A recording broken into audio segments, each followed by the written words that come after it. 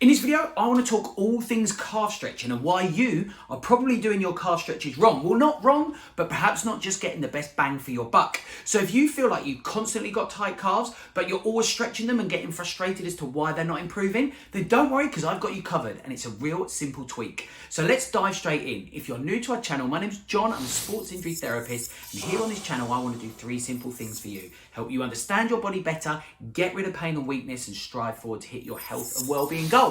So in this one, we're going to talk about calf stretching, and this is something that we see commonly in clinic, that people come in and say, I've always got tight calves. Whenever I go running, whenever I'm in the gym, whenever I'm playing football, my calves always feel tight, but I do stretch them out and they don't help. Well, this is why. And ultimately what we need to understand is that we need to think of the calf as a complex of muscle rather than one individual muscle, because really what I want you to do is think of them at least 2 muscles, potentially even 3 muscles. So we need to think about getting to the whole calf complex, because what I bet you're doing is you're only hitting one of those muscles and not all 3. So where you're feeling the tightness is probably not coming from the muscle you're stretching, but it's the 2 others that you're not. So let's dive in and understand how you can tweak your stretches so that you can hit all 3.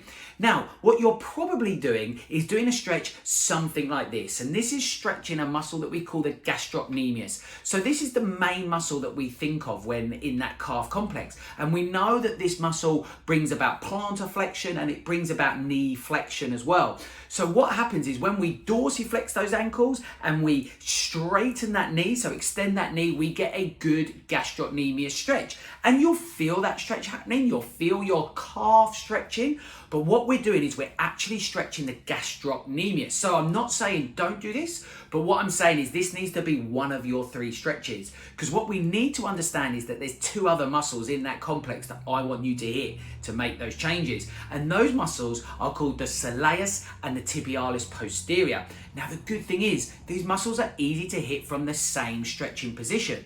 So the gastrocnemius is the main muscle, the main body of muscle that we can feel, but we have this deeper lying muscle called the soleus. Now, how do we hit that soleus? Well, it's really easy.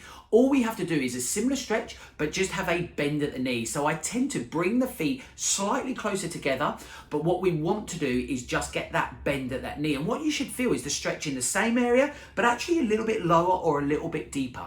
Why are we feeling it slightly different? Because we're hitting that different muscle. We're hitting that soleus. And some quick teaching points about these 2 stretches for the gastrocnemius and the soleus is that you need to keep the heels super glued to the floor, and we need to try and keep the toes in a nice straight line. What we typically might see is either the back heel being lifted up a little bit, bang, we've taken that muscle off stretch, we're not getting a good stretch, or what I commonly see is the back toe being turned outwards. And again, what's happening here as we turn that toe out is we're just taking the muscle off of that stretch, so you're not getting as good a stretch as possible. Now, what I imagine, and you can show me this actually by smashing that like button if you've done this stretch, when I tend to show people that soleus stretch, it's like a euphoric moment. It's like, oh, bang, that's my tightness. That's a rekindling or a re-feeling of the symptoms that I experience when I'm running. So what you've actually been doing is stretching out that gastrocnemius well, but missing this vital muscle. So if you've done that stretch and you find that, hit that like button below.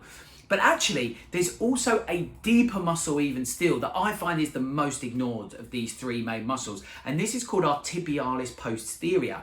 And this muscle lives on the back of the tibia. Posterior means back of, and the tibialis being our tibia, so the back of our shin bone. Tibia is the shin bone. So a real deep line muscle, and a difficult one to hit when it comes to stretching because it is so deep. But there is a way. We go back into that soleus stretch, but now what we look to do is take that back heel out, kick that heel out, but still keep it super glued to the floor. So you can see here that that back heel is angled outwards, and what you should feel is that stretch move almost to the inside and really deep. Might almost feel it pulling on the inside of your shin bone. If you are, great, then we're hitting that tibialis posterior. And that is the key thing why people get that stretching wrong. Now, remember some of the basics around stretching, that we want the heels to be super glued to the floor, and we want to hold those stretches for 30 seconds to activate that stretch reflex. So yes, the bad side about this video is that I've taken perhaps your stretching routine from 30 seconds to 90 seconds per side. But honestly, you will finally start to find those benefits around that calf tightness if you're repeating those stretches regularly. Has that been helpful for you?